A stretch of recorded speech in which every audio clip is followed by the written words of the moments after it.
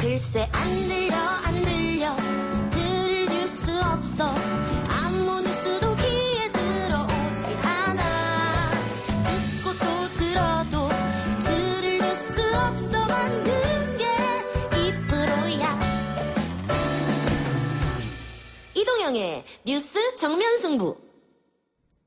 YTN 뉴스 FM 이동영의 뉴스 정면 승부 3부 시작합니다. 이용수 할머니 기자회견으로 촉발된 기부금 논란, 정의연 측이 기자회견을 열고 해명하긴 했습니다만 논란이 좀처럼 가라앉지 않고 있습니다. 30년 가까이 이어온 인권운동이 정당성을 얻으려면 제기되는 의혹에 대해 소상히 밝혀야 하면 물론이고 미흡한 점이 있다면 개선하는 계기가 되어야 하겠습니다만 걱정은 이를 악용하려는 시도입니다. 당장 일본 언론들은 국내 보수 언론의 논조를 활용한 보도를 이어가고 있고 때마침 책을 낸 이영훈 교수는 위안부 강제 연행설은 거짓이라는 주장을 또 펼쳤습니다. 일련의 문제들 이분과 함께 이야기해봅니다. 세종대 호사카 유지 교수 나왔습니다. 어서 오십시오. 네, 안녕하십니까. 자, 교수님 국내 언론 보도와 일본 언론 보도를 다 보고 계실 텐데 정의기억연대 의혹을 보도하는 국내 언론과 일본 언론의 보도 형태 어떻게 보고 계십니까? 예, 현재 그 일본 보도는 이쪽에 여기 나와 있는 조선일보, 중앙일보 이러한 그 일본판이 많이 나가 있고요. 예. 그러니까 이쪽의 보도를 그대로 일본 사람들이 읽을 수 있는 그 상황이고 또 다른 그 교도통신이라든가 그런 데는 사실 보도를 즉 하고 있고요. 예. 그리고 또 그런 내용을 받아가지고 예를 들면 여기 한국의 주하 일본 대사였던 그 무토 마사토 씨라는 상당히 혐한파 농객이 있는데요. 그분 같은 경우는 굉장히 비판적인 기사를 벌써 냈습니다. 그거는 인터넷 그 신문 기사인데요. 굉장히 잘 일으키는 신문 기사에 그러니까 윤미향 대표에 대한 공격입니다. 예, 이런 식으로 나와 있죠. 예를 들면 지금 조선일보, 중앙일보에서 맥주값을 3,339만 원 정연이 썼는데 결제는 430만 원만 됐고 할머니들에게는 2,300만 원 썼다. 이런 기사를 냈는데 이게 그대로 번역돼서 일본에 나간다는 말씀이잖아요. 그냥 그대로 금방 나갔죠. 이 제목만 보면 한 맥주 가게에서 회식비로 3,339만 원 썼다는 것처럼 보입니다만 140여 곳에서 거래한 금액 총액이 3,300만 원인데 그런 거죠. 마치 한 곳에서 쓴 것처럼 이렇게 보도했는데 그걸 받아 쓰는 게 문제다 이제 이 말씀인데. 그 이영훈 교수가 이걸 가지고 또 이때다 싶어가지고 위안부 강제 연설은 없었다 다시 주장하고 있습니다. 또 반일 종족주의라는 책을 2탄을 또 냈죠. 2탄 그것도 냈습니다. 일본에서 번역돼서 지금 팔리고 있을 테고. 아직은 그 2탄은 일본판은 안 냈는데요. 첫 판은 일본에서 40만 부 팔렸어요. 40만 부요? 네네. 그러니까 혐한 세력이 있지 않습니까? 일본의 혐한 세력만 해도 일본 인구의 혹시 1%라고 해도 그게 60만 명 정도가 됩니다. 그러니까 1%도 안 팔렸다라는 뜻이 되는데 그러나 그분들은 아마도 일본 내에 그런 그 혐한 세력을 하나의 그 대상으로 하여서 그런 책을 냈다. 그렇게 볼 수가 있습니다. 제가 지금까지 책을 8권을 냈는데 다 합쳐도 40만 부가 안 됩니다. 어쨌든 굉장히 많이 팔린 것 중에 하나인데 그래서 그 교수님이 최근에 책을 하나 냈어요. 대한민국 국민이 꼭 읽어야 할 필독서 친일파란 제목인데 부제가 반일 종족 주의의 거짓을 파헤친다. 이영훈 교수가 쓴 책에 이제 비판하는. 그게 사실이 아니라는 내용의 책이죠. 그렇습니다. 얼마 전에 내셨죠, 이 책? 이곳은 그 4월 초에 냈고요. 그리고 한 달 정도가 됐습니다. 사실 그 반일 종족주의라는 책은 제가 처음부터 끝까지 다 봤는데 사실을 쓰면서 거기에 거짓말을 섞어서 쓰는 방향으로 혹은 그 사실의 하나의 단어를 좀 바꾸는 것입니다. 이렇게 하면 전체가 바뀌거든요. 이런 수법을 상당히 많이 쓰고 있습니다. 그런 부분을 제가 많이 지적을 했습니다. 예를 들면 위안부 할머니들은 강제 연행 당한 것이 아니고 자발적으로 간 것이다. 이렇게 주장한 거지 않습니까?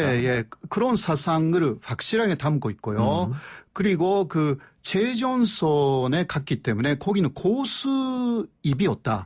그러니까 돈을 많이 벌 수 있었기 때문에 가장 그 위험한 데 갔다. 예. 이런 또 주장을 하는데. 돈 벌러 가는 것이다 결국. 예. 네. 네. 그러나 그런 것은 있을 수가 없고요. 왜냐하면 그러면 다른 나라 위안부들도 있어야 되잖아요. 예. 그러나 제전선에는 조선이 위안부만 있었습니다. 최전선에는. 예. 왜냐하면 목숨이 왔다 갔다 하는데 누가 갑니까? 예. 고수입도 아니었고요. 예. 사실. 그러니까 책 안에서는 고수입이었다라고 쓰고 다른 데서는 그렇질 않았다고도 예. 모순이 되는 이야기를 또 예. 쓰고 있어요. 그러니까는 돈을 벌기 위해서 선택한 사람이 일부 있는데 그것을 마치 전체가 다 그렇게 했는 네, 것처럼 그렇게 다 느끼게끔 썼어요. 모든 각 책의 내용이 이제 그런 식으로 돼 있다는 것이죠. 네, 네. 알겠습니다. 호사카 유지 교수님이 쓴 친일파 이 책 사고 싶으신 분 한번 검색 한번 해보시기 바라고요. 자, 어쨌든 이 정의연 논란을 활용하려고 하는 세력이 일본 내에서도 분명히 있습니다. 아베 정권이 지금 코로나19 때문에 굉장히 위기에 몰려 있는데 네. 이 정의연 논란을 여기에 또 활용할 가능성도 충분히 있죠. 충분히 있습니다. 아까 이야기한 무토 마사토 씨라는 사람은 일본 정권에 상당히 가까운 사람이고요.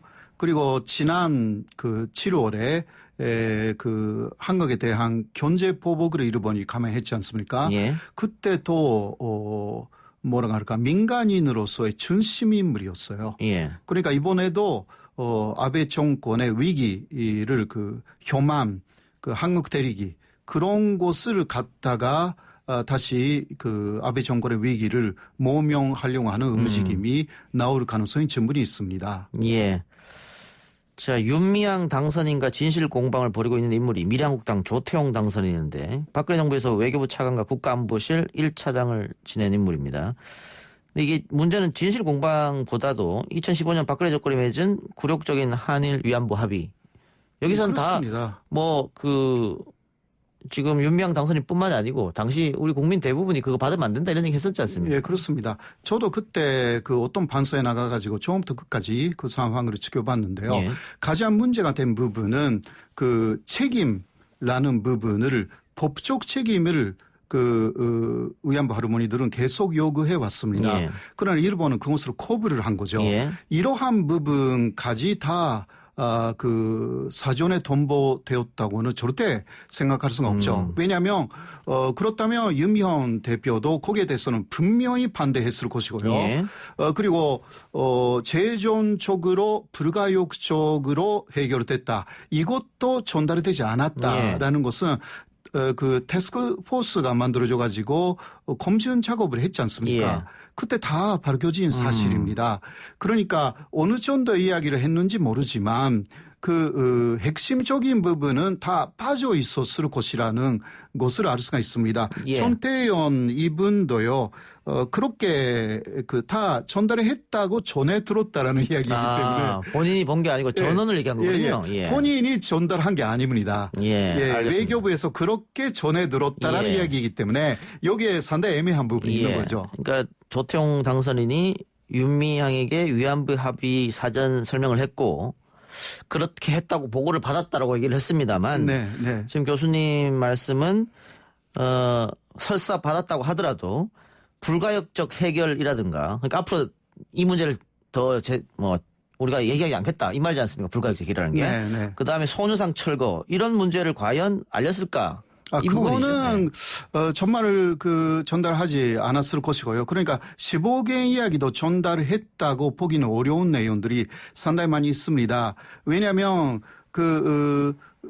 거기 이 합의가 있은 다음 날 외교부 쪽에서 그때 외교부 차장이 위안부 할머니들을 방문하여서 설명하기로 갔는데요. 그러나 아마 기억나실 겁니다. 이현수 할머니가 그때도 전면에 나서서 당신들은 뭐 하는 사람이냐고 그렇게 해서 엄청나게 비판을 했지 않습니까?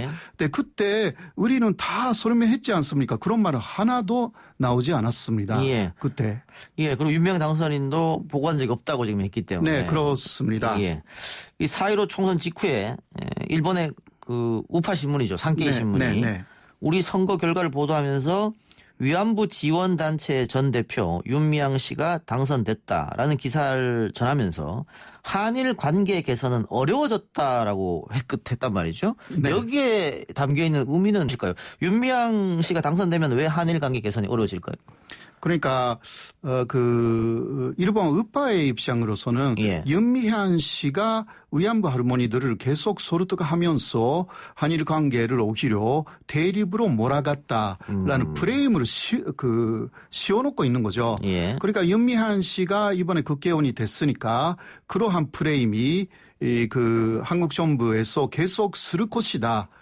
결국은 현재 아베 문재인 정권은 한일 관계 개선이라기보다 한일 관계를 계속 대립으로 몰아갈 그러한 인물을 데려왔다. 그게 다 가짜 뉴스이거든요. 예. 예, 그것을 마치 그랬다는 식으로 계속 그 이야기를 하고 있습니다. 한일 관계의 바탕 그것을 만든 잠본인처 한 사람이 윤미향이다. 예. 이런 것이 일본의 의파 쪽의 이야기입니다. 그것을 그대로 또 반일 전적주의 저자들 중 한 사람은 그대로 책송에 섰습니다. 일본이 이 위안부 문제에 대해서 강제 동원 인정 안 하고 하는 것은 이게 만약에 사실로 자기들이 받아들이면 이게 전쟁 범죄가 되는 거지 않습니까? 그렇습니다. 도덕적으로 치명적이기 때문에 네네네. 그렇다고 봐야겠죠. 그러니까 가장 큰 부분은 돈의 문제가 아니었습니다. 단시도 위안부 합의를 했을 때도 일본이 책임을 법적 책임을 인정하느냐 그 부분이었습니다. 그거 하지 않고 그냥 책임으로 동감한다라고만 이야기를 했고 그 책임이 뭐냐고 기자들이 물어봤을 때 예. 인도적인 책임이다 이렇게 말했습니다. 예. 인도적인 책임 그러니까 15겐도 성격이 보상금이었습니다. 보상금이라는 것은 전체적으로는 합법이었다라는 뜻이고요. 그러나 합법이었음에도 그 과정에서 고생을 시켰거나 예. 다치게 하거나 그런 것에 대한 돈을 내는 것입니다. 그러나 법적 책임을 인정한다라고 하면 15개는 배상금이 되는 셈이죠. 배상금이라는 것은 전쟁 범죄를 인정하여서 처음부터 끝까지 그 과정 자체가 잘못이었다라는 것을 인정하는 진정한 사과가 되는데요. 할머니들은 그때 그것을 원했습니다. 예. 그렇지 않았다는 거죠. 자, 그러면 그런 식으로 합의를 한다라는 것은 당시에 한국 외교부는 다 알고 있었을 텐데 그런 이야기를 또 윤미향 당시 대표에게 했을 리가 없습니다. 그러면 그런 이야기까지 했더라면 다 반대를 했을 거니까요. 예. 아무튼 간에 그 핵심은 지금 15개 전 그쪽으로 흘러가고 있는데 그렇지 않고 문제 핵심은 법적 책임 혹은 그냥 돈을 치고 이거 일본 말로는 대기레킨이라고 해가지고요. 돈을 치고 다 해결하는 그런 방식입니다. 근데 그때는 위안부 할머니들은 그런 거 원하지 않았기 때문에 예. 이 핵심적인 부분을 또 흐리고 가면 안 된다고 저는 생각합니다. 핵심 논란은 사라지고 다른 게 지금 올라온 것 같은데. 그렇습니다. 네. 정의원에서 회계 문제에 대해서 잘못했다면 그대로 처벌을 받거나 도덕적으로 네네. 비난을 받아야겠죠. 그러나 지금 이 문제를 보수 언론과 미래통합당 또 친일학자들이 총공격하는 걸 보면서 정부 여당에서는 이게 30년의 역사, 정의원의 30년 역사를 부정하고 더 나아가서 위안부의 소멸을 노리는 거 있는 거 아니야? 이런 주장이 있는데 동의하십니까? 그래서? 전체적으로 그런 방향이라고 할 수가 있습니다. 예. 물론 그런 지금 거론하신 분들이 그것을 직접 노리고 있는지는 잘 모르겠지만 예. 이 방향이 그런 식으로 흘러갈 우려가 충분히 있습니다. 그것은 일본의 의도입니다. 예. 일본의 의도하고 한국 내에 그런 보수 언론이라든가 그런 것들이 이상하게 비슷하게 움직일 가능성이 있다는 거죠. 물론 이쪽에 언론들이 그런 식으로 위안부 문제에 적절하지 않은 소멸까지 노리고 있다. 거기까지 말하기는 좀 어렵지만 예. 그러나 한일 관계에 파탄의 책임을 오히려 윤미향 씨에게 물어가지고 결국은 정의원도 이제 그 해체시키고 그런 식으로 갈 것이 아닌가. 잘못하면 그 일본이 정말 원하는 바이고 그러니까 역사적인 그 전쟁 범죄인 그런 그 위안부 문제라는 것은 그 유엔 인권위에도 인정하고 있는 부분인데 이것을 한국 내에 남남 갈등으로 완전히 뭐라 할까 위안부라는 역사적인 그 사실 이것을 없었던 것으로 하는 방향으로 가는 것이 가장 우려스러운 것입니다. 그러니까 지금 생존에 계신 피해 할머니 분들이 얼마 안 남으셨기 때문에 일본으로서는 시간이 지나서 뭐 할머니 다 돌아가신다거나 혹은 정의연대가 교수님 말처럼 뭐 해체가 된다거나 이렇게 하면 위안부 문제를 더 이상 제기할 수 있는 사람이나 단체는 없지 않겠느냐. 예, 그런 것입니다. 그걸 노릴 수도 있다는 것이죠. 예, 일본으로서는요, 지금 그 정의원의 움직임을 보면 그 할머니들이 다 돌아가신 이후에도 열심히 활동을 한다라는 것을 느끼는 거죠. 그거는 먼저 직접적인 그 내용, 유네스코 세계 문화유산의 위안부 문서라든가 위안부 여러 가지 그 자료 이것을 등록한다라는 부분이죠. 세계문화유산으로. 이것을 계속 막으려고 하는 게 현재 일본의 목표이기 때문에 아마도 직접적인 그 목표는 그런 유네스코 세계문화 기억유산이라고 하죠. 거기에 위안부 문서라든가 이런 것이 올라가지 않도록 하는데 지금 집중하고 있는 것이 아닐까 그렇게 생각됩니다. 알겠습니다. 일본의 상 좀 여쭤보죠. 코로나 대응 실패로 인해서 아베 총리의 지지율이 계속 떨어진다는 뉴스를 저도 들었는데 그 아베 총리가 퇴진을 고민 중이라는 얘기도 있습니다. 어떻습니까? 예, 그 아베 총리 주변에서 오히려 그것을 그 생각하는 거죠. 왜냐하면 다음에 혹시 그 중의원 선거를 할 때 아베 얼굴로는 이길 수가 없다. 예, 그게 있습니다. 그러니까 자민당도 살아야 되기 때문에 아베가 아닌 다른 사람으로 하는 것이 오히려 자민당 전체로서는 좋은 것이 아닌가 이런 이야기가 나와 있는데요. 그러나 국민들은 오히려 자민당 안에 포스트 아베가 아니라 지금 그 일본 유신회라든가 야당 쪽에 극우파가 있어요. 그 중에 요시무라라는 오사카부 지사가 이번에 아주 강력하게 코로나 대책을 내세웠습니다. 이 사람의 인기가 그러니까 국민들 사이에서는 엄청나게 올라가고 있습니다. 그러니까 포스트 아베의 견제도 야당까지 포함시켜가지고 좀 다양하게 움직일 가능성이 있습니다. 예. 끝으로 이번 논란과 관련해서 우리 국민들도 상당히 그 헷갈리고 또 고민이 많을 텐데 한마디 해주시기 바랍니다. 예, 그러니까 위안부 문제의 핵심은 그것을 그 전쟁 범죄로 보느냐 혹은 그냥 자발적으로 위안부로 가서 그냥 돌아온 그냥 단순한 민간의 사건으로 보느냐. 네, 그러나 그 위안부가 정확하게 간제 연행되거나 혹은 취업 사기로 현지에 가서 위안부를 강요당했다라는 증언이나 또 일본 쪽의 문서들이 상당히 많이 남아 있습니다. 그런 것을 일본이 인정하지 않아서 현재까지 왔는데요. 남남 갈등으로 인해서 아주 중요한 이 역사적인 문제를 묻어버리면 절대 안 된다라는 것을 저는 말씀드리고 싶고 그러니까 이현수 할머니하고 윤미향 대표는 다시 만나셔가지고요 화해를 하셔야 되는 것이 아닌가. 그리고 거기에 그 기어들어 가지고 이현수 할머니하고 뭔가 모의를 생각한 분이 계시면 참 그거는 아닐 것이 아닌가. 물론 그분은 그것을 부정하고 있다고 들었는데요.